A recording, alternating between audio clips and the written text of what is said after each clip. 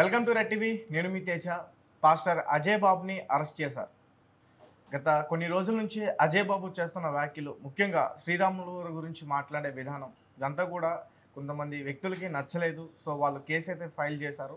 And మరీ ముఖ్యంగా ఒక క్రిస్టియనే ఈ కేసు ఫైల్ చేయడం ఇందులో చాలా ఆశ్చర్యం కలిగిస్తుంది. దీనికి సంబంధించి ప్రస్తుతం మనతో పాటు మాట్లాడడానికి ఫోన్ కాల్లో హమారా ప్రసాద్ గారు ఉన్నారు.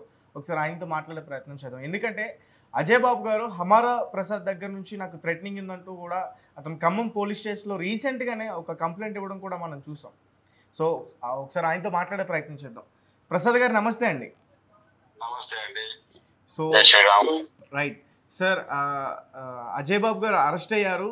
సో చాలామంది కూడా మీ గురించి మాట్లాడుతున్నారు, వీళ్ళు కావాలనే ఇరికించి అరెస్ట్ చేశారని చెప్పేసి. దానిపైన మీ స్పందన ఏంటండి?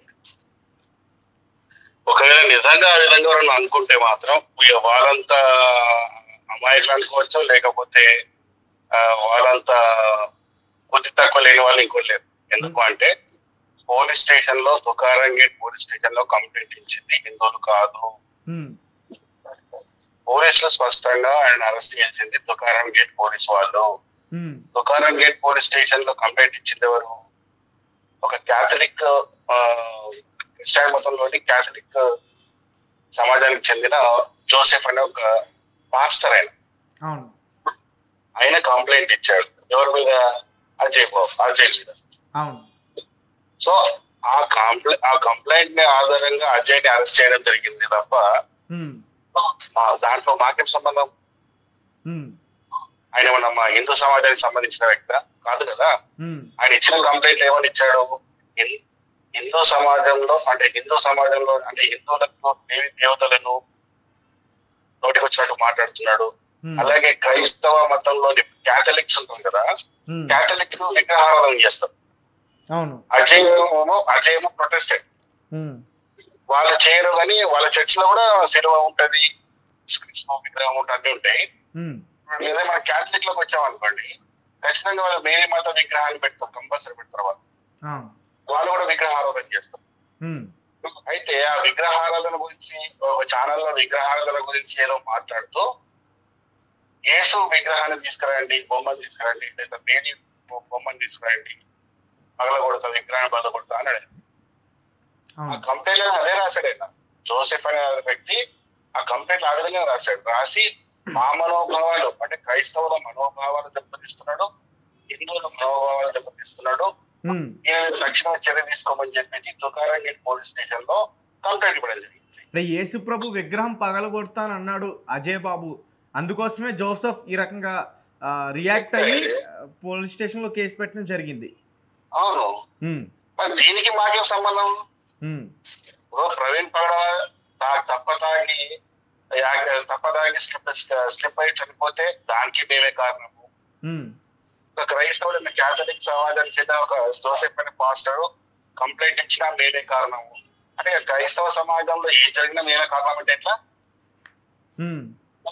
ఆశ్చర్యం ఆలోచించాలి కదా. జనరల్ గా మనిషి అనే వాడికి ఉంటుంది అంటే కొద్దిగా కామన్ సెన్స్ ఉంటుంది, కొద్దిగా ఆలోచన శక్తి అనేది ఉంటుంది. అసలు ఏమి లేకుండా మాట్లాడితే ఎట్లా? నోటికి ఏం పడుతుంది, ఎవరికి వచ్చినట్టు మాట్లాడితే ఎలా? నాకేంటయ్యా సంబంధం దానికి? ఆల్రెడీ ఛానల్స్ అందరు కూడా ఆయన ఇంటర్వ్యూ తీసుకుంటున్నారు. ఆ ఇంటర్వ్యూ కూడా ఆయన స్పష్టంగా చెప్తున్నాడు. ఆయన సాధారణంగా అజయ్ బాబు రాములు వారి విగ్రహాన్ని పగలగొడతానని ఎక్కడా అనలేదు. జోహార్ శ్రీరామ్ అనే ఒక పదం అయితే వాడాడు, కానీ యేసు ప్రభు గారి విగ్రహం పగలగొడతానని అన్నాడు. మా ఛానల్లోనే అతను ఆ విధంగా మాట్లాడాడు. అదే కదా, మా విగ్రహాలు పగలగొడతానని చెప్పలే, మా విగ్రహాల గురించి అని మా దేవి దేవతల గురించి తప్పుగా మాట్లాడారు అని చెప్పి ఆయన పెట్టిన కంప్లైంట్. ఆయన కంప్లైంట్ కూడా ఆల్రెడీ బయట అందరు చూస్తున్నారు.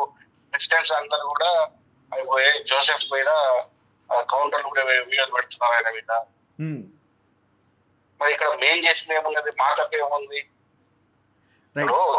మా దేవి దేవతల మీద ఏదో ఛానల్లో రాము మా బొమ్మర్ద అని బుద్ధిహీనంగా అంటే జ్ఞానం లేకుండా మాట్లాడాడు లాగా. దానికి జేఏసీ అని చెప్పి హిందూ సంఘాల ఐక్యం జేఏసీ వాళ్ళు ముప్పైలో కంప్లైంట్ ఇచ్చారు. రవీందర్ రెడ్డి కంప్లైంట్ ఇచ్చాడు. వాళ్ళ కంప్లైంట్ కూడా ఉంది. సో ఇట్లా ఇక్కడ తెలంగాణలో దాదాపు 3 కేసులే మైనాయి ఆయన మీద, ఆంధ్రాలో 2 కేసులు అయినాయి. ఇక భవిష్యత్తులో ఇప్పుడు నేను కూడా ఒక అట్రాసిటీ కేసు ఫైల్ చేయబోతున్నా ఆయన మీద, అజయ్ బాబు గారి పైన. అజయ్ బాబు మీద నేను 3 కేసులు ఫైల్ చేస్తున్నా. ఒకటి అట్రాసిటీ నా తింటూ ఒక వీడియో ఉన్నది, సిగ్నేచర్ స్టూడియోలో దిగుతున్నట్టు. అలాగే ప్రవీణ్ పగడాల అక్కడ చనిపోయిన పగడ పోయింది కదా, అక్కడ దిగుతున్నట్టు వీడియో ఉంది. ఆ 2 వీడియోలు తీసాము, డౌన్లోడ్ చేసి పెట్టాము. దాని మీద కూడా అట్రాసిటీ కేసు ఫైల్ చేస్తున్నా. దాని తర్వాత మాకు ఎలాంటి సంబంధం లేని కేసులో నా పేరు తీశాడు కాబట్టి ఆయన మీద పన్ను దావా ఒకటి వేస్తున్నా. అలాగే అన్వాంటెడ్ గా నాకు సంబంధం లేకుండా నా పేరు వాడి ఒక క్రిమినల్ కేసు అంటే మాకు సంబంధం లేకుండా, అంటే మాకు కేసు సంబంధమే లేదండి. ప్రాథమిక విచారణలో పోలీసులు ఏం చెప్పారు, అది మర్డర్ అని చెప్పారు, లేకపోతే యాక్సిడెంట్ అని చెప్పారు. మరి అందులో మేము చనిపోయామని చెప్తే తప్పు కదా. అది తప్పుడు సమాచారాన్ని సమాజంలో నాటి మా మీద విద్వేషాలు రెచ్చగొట్టాడు మా మీద. అదే ఇప్పుడు చాలా మంది అమాయకులు చూసాం మనము, చాలా మంది మా మీద గట్టి అరుస్తూ మేము అది చేస్తాం ఇది చేస్తామని చెప్తున్నారు. ఒకవేళ ఎవడైనా మా మీద దాడి కానీ ఏమైనా చేసి ఏమైతుండే రెస్పాన్సిబిలిటీ ఎవడు? దాని మీద ఒక క్రిమినల్ కేసు కూడా ఫైల్ చేస్తాడు వ్యక్తిగతంగా. Right sir. అయితే ప్రస్తుతం బయట ప్రజలందరూ కూడా ఏమంటున్నారంటే అజయ్ బాబు వ్యాఖ్యలు చేసినందుకు గాను అరెస్ట్ చేశారు. మరి బైబిల్ గురించి కూడా చాలామంది తప్పుగా మాట్లాడుతున్నారు. వాళ్ళపైన కేసులు పెట్టిన పోలీసులు వాళ్ళని ఎందుకు అదుపులోకి తీసుకోలేదు, అరెస్ట్ చేయలేదనే ఒక ప్రశ్న కూడా ఉంది. అది పోలీసులు అడగాలి. ఇప్పుడు పోలీసులు ప్రతి ఒక్క కేసు ఒక కంప్లైంట్ లో ఆ కంప్లైంట్ యొక్క ఏది ఆధారాలు చూస్తారు వాళ్ళు. ఇప్పుడు మేము ఏదైనా క్రిస్టియానిటీ గురించి తప్పుగా మాట్లాడినా, వాళ్ళ బైబిల్ గురించి తప్పుగా మేము మాట్లాడినట్టు ఏమైనా ఉంటే ఖచ్చితంగా పోలీసులు మా మీద కూడా యాక్షన్ తీసుకుంటారు. పోలీసులు మాకేం చుట్టాలు కాదు కదా. పోలీసులు హిందువులకు చుట్టాలు కాదు, క్రిస్టియన్లకు చుట్టాలు కాదు, ముస్లింలకు చుట్టాలు కాదు. వాళ్ళ పని ఏంటంటే సొసైటీలో శాంతి భద్రత కాపాడడం. ఎవరు కంప్లైంట్ ఇచ్చినా కంప్లైంట్ తీసుకుంటారు. అంతెందుకు ఇప్పుడు ప్రవీణ్ పగడాన్ని చంపింది మేమే అని చెప్పి ఎంత రచ్చ చేశారు, చేశారా లేదా?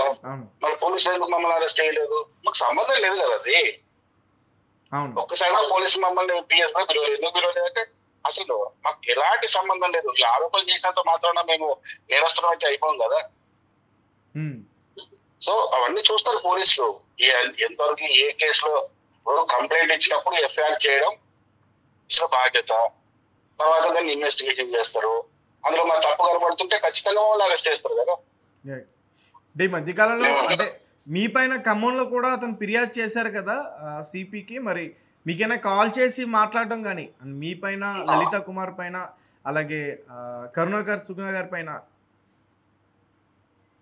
నాకైతే ఖమ్మంలో నాకు కూడా తెలిసింది ఇదేమో నా మీద కంప్లైంట్ ఇచ్చాడని చెప్పేసి. ఏమని కంప్లైంట్ ఇచ్చాడు అంటే మా వల్ల ప్రాణహాని ఉంది అని చెప్పించిండు. మీ వైపు నుంచి అజయ్ బాబుకి థ్రెటనింగ్ ఉందంటూ కంప్లైంట్ ఇచ్చాడు. థ్రెటనింగ్ ఉందని చెప్పిండు. థ్రెటనింగ్ ఉంటే నేను ఏమైనా థ్రెటనింగ్ గా ఉన్నదో పోలీసులు చూస్తారు కదా. నేనేమన్నా డైరెక్ట్ ఏమన్నా చంపేస్తా అని చెప్పినా, లేకపోతే నేను మర్డర్ చేస్తా అని చెప్పినా, ఏం చెప్పినా అని. థ్రెటనింగ్ అంటే ఇప్పుడు నేను ఇచ్చాక ఫేస్బుక్ లో ఉన్న ఒక పోస్ట్ ఉన్నది. ఆ పోస్ట్ లో ఏమున్నది, కత్తి మా రాముని ఇష్టం నోటికి వచ్చినాడు మాట కత్తి మహేష్ రోడ్ యాక్సిడెంట్ చచ్చిపోయాడు. మా రాముడి గురించి ఇష్టం వచ్చినట్టు, మా రాముడి గురించి, మా సీతమ్మ గురించి నోటికి వచ్చినట్టు మాట్లాడిన ప్రవీణ్ ఆ విధంగా యాక్సిడెంట్ చచ్చిపోయాడు తప్పక. నువ్వు కూడా నీకు కూడా సేమ్ అదే గతి పడుతుంది అన్నావు. ఇది థ్రెటనింగ్ ఎందుకైతుంది?